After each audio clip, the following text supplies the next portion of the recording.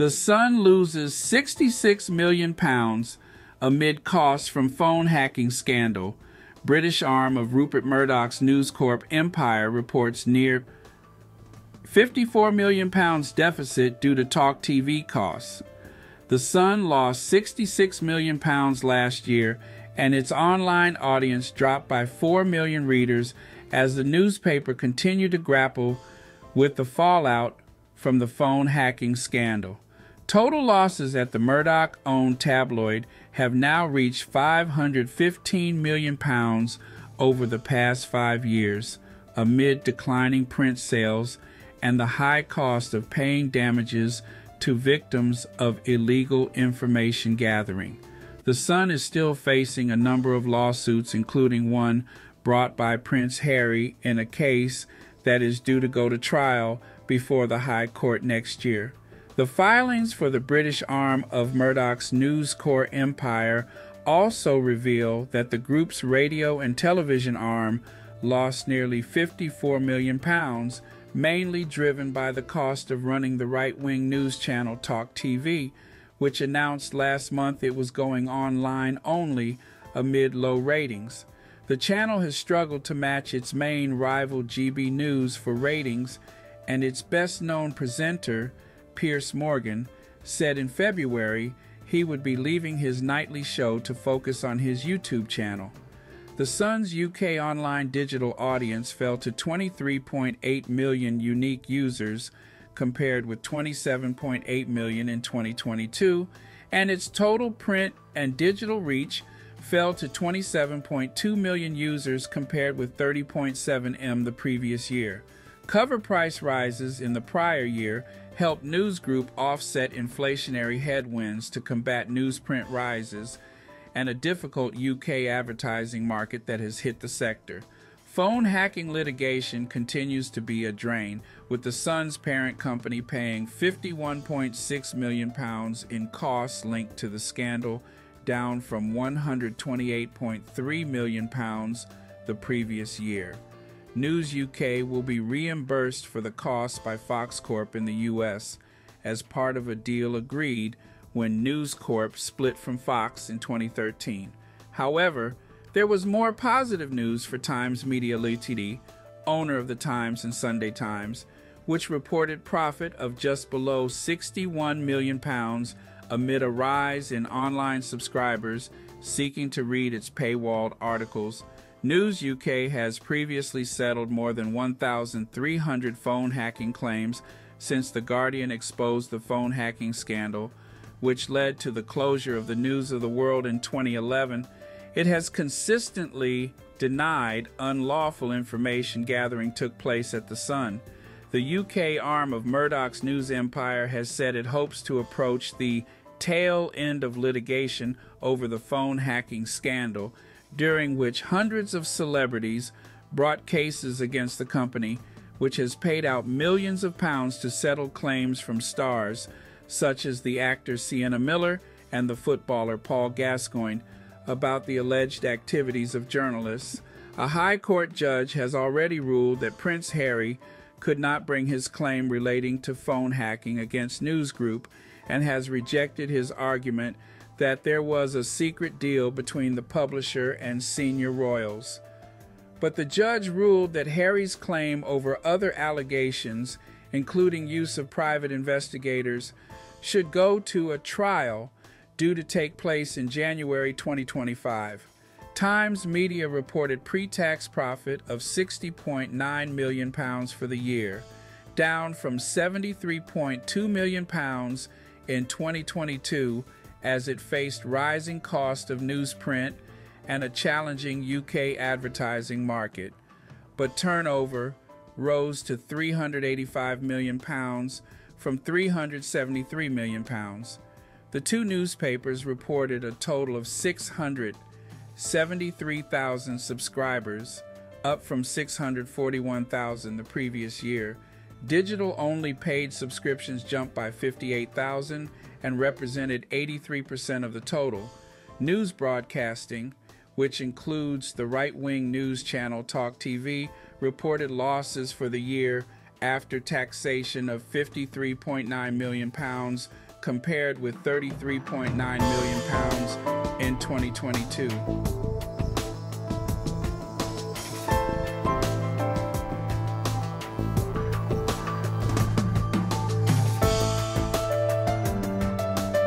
Piers Morgan knew of phone hacking when at the Mirror. High Court hears Piers Morgan knew about illegal phone hacking when he was editor of the Daily Mirror, it has been alleged at the High Court. The first day of the phone hacking trial initiated by Prince Harry and other well-known figures heard claims that illegal activity, including voicemail interception, was carried out on an industrial scale by staff at Mirror newspapers.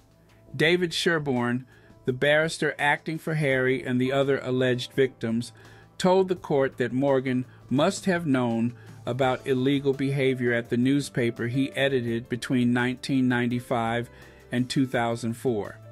According to legal filings, in one alleged incident, Morgan asked a journalist to name the source of a celebrity story and was told the information had come from voicemails.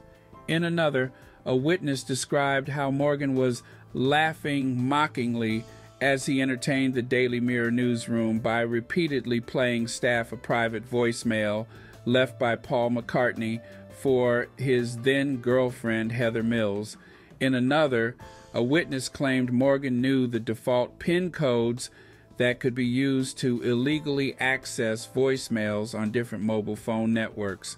Morgan, now a presenter on Rupert Murdoch's Talk TV, has always denied knowingly commissioning or publishing stories based on illegally obtained voicemails.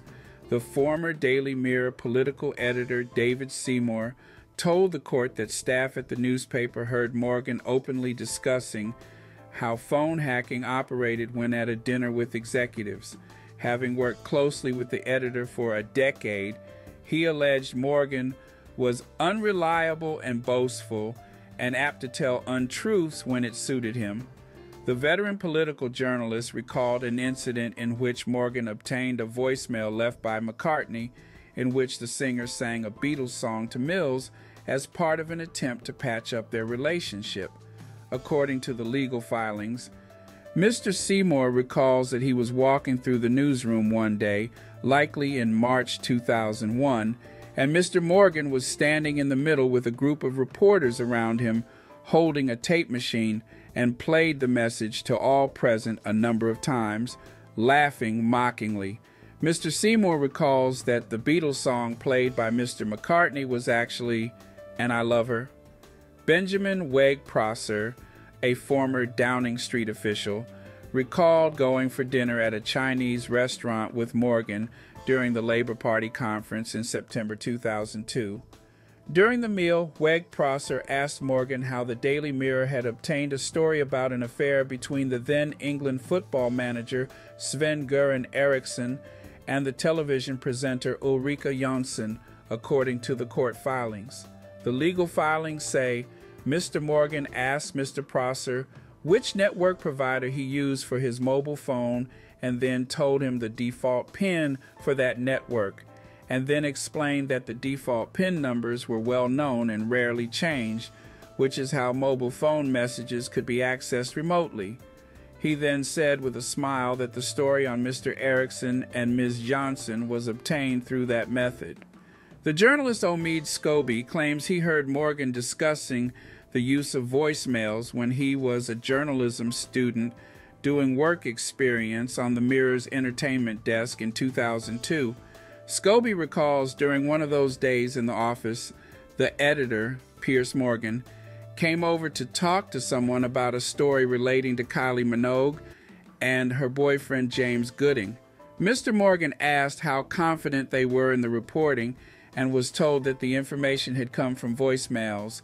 Legal filings state the journalist told the court that he had since found an article that appeared in the Mirror and appeared to relate to that encounter. The article quotes friends and refers to contact between Ms. Minogue and Mr. Gooding. He said, Scobie is now best known as the biographer of Prince Harry and his wife Meghan and is seen as being close to the couple. Harry is one of the individuals whose claim is being tested in the 7-week trial that began on Wednesday, and the prince is expected to give evidence next month.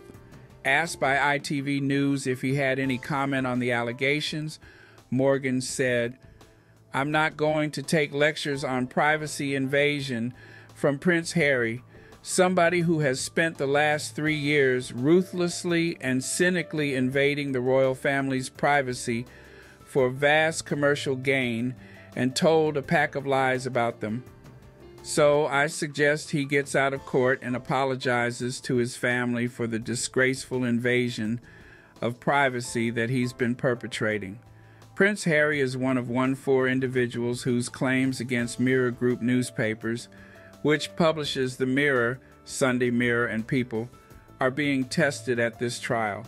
In written submissions, he has described how the company's intrusive reporting destroyed his relationships. He said his former girlfriend, Chelsea Davy, decided that a royal life was not for her as a result of alleged unlawful information gathering by journalists working for Mirror Group newspapers. In addition to phone hacking, many of the claims relate to the millions of pounds spent by Mirror newspapers on private investigators who allegedly carried out illegal acts on behalf of the newspaper group. Mirror Group Newspapers has accepted that phone hacking took place at its titles and has already paid out more than £100 million in settlements and legal costs. It is fighting this trial on the basis that many of the claims were brought too late. In the case of Prince Harry, the company apologized for a single instance of illegal information gathering on the royal, but it insisted there was no evidence that its journalists hacked his mobile phone and said many of the stories about his private life came from other sources.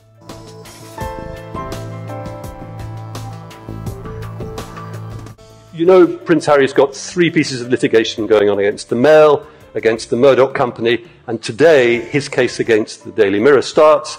The significance of Harry is twofold. A, he's got enough money that he is saying, I don't care what you offer me, I don't care how much it costs if I lose, I'm going to have a hearing. Do you know there's nearly 2,000 phone hacking cases have been silenced, where the people suing have been paid off before they could get to court.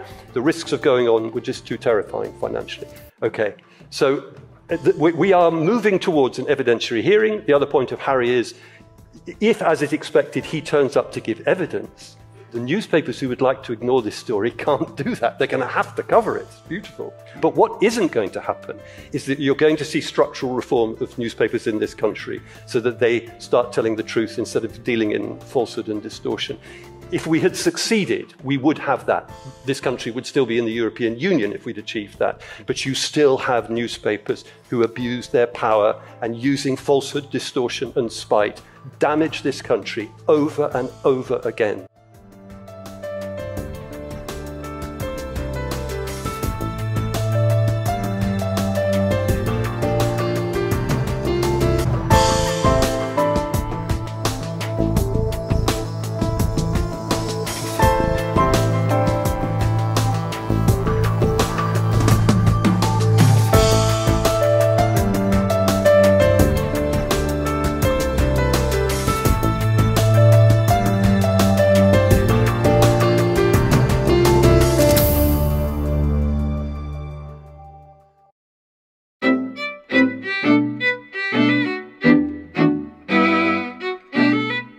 Thanks for watching Royal Sussex.